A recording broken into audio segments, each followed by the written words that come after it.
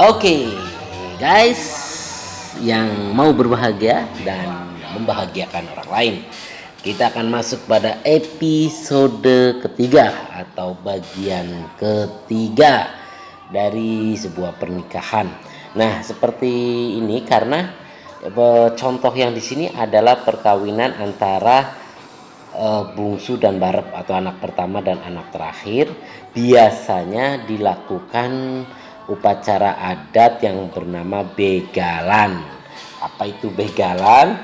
Ceritanya itu kedatangan pengantin pria ya yang membawa sesuatu, membawa bawaan ini nantinya akan dicegat di perjalanan oleh para perampok. Nah, jadi perampoknya itu menghalang-halangi kedatangan daripada calon pengantin pria ini. Pengantin pria dengan baju basahan yang sudah ya seperti raja seperti itu, kedatangannya bersama rombongan ini akan dihadang oleh begal atau oleh perampok. Ya, di sini filosofinya sangat tinggi, guys, karena nanti pembawa barang ini akan menceritakan semua tentang maksud kedatangan serta apa yang dibawa beserta artinya. Misalnya dia bawa kipas, kipas itu untuk mencari angin. Apabila nanti suami istri itu yang baik harus saling mengisi, kemudian juga memberi dingin, jangan memanas-manasi dan sebagainya. Kemudian juga sapu ya, diartikan seperti apa, kan seperti itu ya. Jadi seluruhnya itu memiliki arti. Di sini salah satunya juga untuk hiburan. Hiburan kepada pengantin, kemudian juga kepada yang hadir ya, untuk mengingat kembali romantika kehidupan, indahnya indahnya rumah tangga.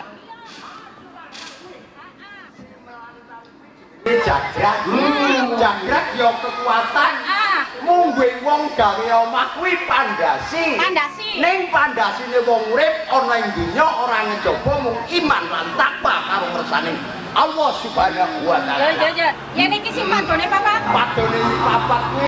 Nah, guys, sambil menunggu kedatangan sebelumnya itu juga ada tari-tarian terlebih dahulu ya, menghibur pengantin putri ya, untuk menghilangkan jenuh menanti kedatangan sang pangerannya. Nah, seperti itu, jadi dihibur terlebih dahulu. Kemudian barulah datang ya. Wong wadon kuwi kabeh ya. Bisa gawe lemes, bisa gawe kaku. Kalau bune sore kan secane gunung mamu betul-betul sarung kamane kono. Sapa dalan? Sapa ngandhate parno, sapa ngandhate sarung? Nyatane iki wong lemes bisa gawe wong wadon. Wis salah maning gue. Wong wadon bisa gawe lemes, bisa gawe kaku. Ya guys, itu saya sampai grogi lihat, serem juga itu perampoknya ya, sama ini Mbah ini.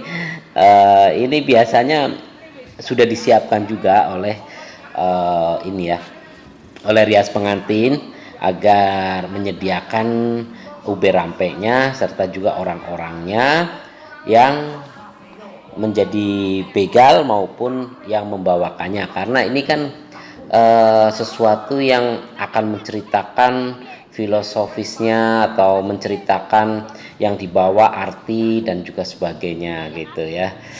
Jadi juga ini berisi nasihat-nasihat secara tidak langsung itu kepada pengantin khususnya dan juga yang lain. Nah, apa yang terjadi pada akhirnya, perampok bersikukuh atau tetap bahwa begal itu tidak boleh pengantin masuk sehingga terjadilah perkelahian ataupun pertempuran kan begitu. Nah, tentunya sudah bisa ditebak dong siapa yang akan memenangkannya. Kalau nanti yang memenangkannya begal ya nggak jadi dong naik ke pelaminan ya. Yang jelas akhirnya tentunya dimenangkan oleh rombongan daripada pengantin putra. Jadi seperti itu. Nah, itu sampai sudah akhir tewas lah istilahnya. Nah, di situ setelah selesai itu berlangsung agak lama ya, mungkin sejam atau hampir lebih lah itu. Nah, kemudian dipersilahkan lah karena jalan sudah mulus, jalan sudah lurus, jalan sudah terbuka, calon pengantin pengantin putra pria dan wanita ini saling bertemu setelah rintangan semua dihilangkan, termasuk para perampok tadi. Dimulai dari kula nuwun atau selamat datang dengan lemparan suruh. Biasanya lemparan suruh ini harus kena ya guys ya, harus kena. Tandanya bahwa saya memanah asmara terhadap dirimu kan begitu ya, dan diriku pun menerimanya dan membalasnya juga. Itulah ya. Nah, ini semua diatur juga oleh rias pengantin. Kemudian setelah datang itu menginjak telur. Nah, ini master of ceremony atau MC-nya ini sangat berperan juga untuk menceritakan semuanya, tentunya dengan diiringi oleh gendingan-gendingan Jawa, kebogiro. Nah, ini dimainkan ya kebogironya di sini kedatangan pengantin. Nah, ini memecah telur. Sebetulnya telur ini bahwa apa yang sudah kita rencanakan, apa yang sudah kita dambakan sudah terkabul ya. Jadi klimaksnya kan sudah ini, jadi pecahlah telurnya. Kemudian sebagai baktinya seorang istri itu mencuci kaki perempuan, kaki laki-lakinya ya. Jadi seperti itu. Nah, selanjutnya itu nanti kedatangan disatukannya pengantin pembelai wanita dan pria ini itu digotong ya sama dari pembelai wanita, dari keluarga atau orang tua, itu dibarengin dan didudukan dalam singgasana. Di singgasana ini tentunya ada beberapa cara juga. Nah, itu memberikan nafkah, ini beras gitu ya, istilahnya seorang laki-laki itu harus memberikan nafkah kepada istri dan keluarganya. Itu disimbolkan dengan pemberian beras. Ini loh gaji saya misalnya, ini loh penghasilan saya. Nah, kemudian di situ ada juga menarik ayam bekakak yang sudah dibakar itu. Nah, konon nandanya gitu, nanti siapa yang dominan ya yang dapat besar di situ.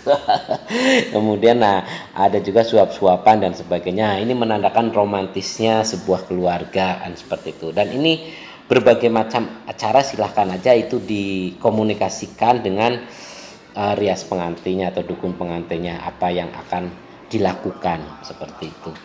Kemudian sungkeman terhadap kedua orang tua, pamitan bahwa sudah siap menjalankan bahtera rumah tangga. Jadi gitu ya, dengan segalanya suka dan dukanya dan sebagainya. Ini kemudian habis itu ada sesi, biasanya ada foto bersama atau apa gitu. Nah, sekali lagi guys, untuk acara-acara itu dikemas sedemikian rupa, biasanya ditawarkan juga oleh riasnya, ini mau seperti apa, jadi gitu. Nah, ini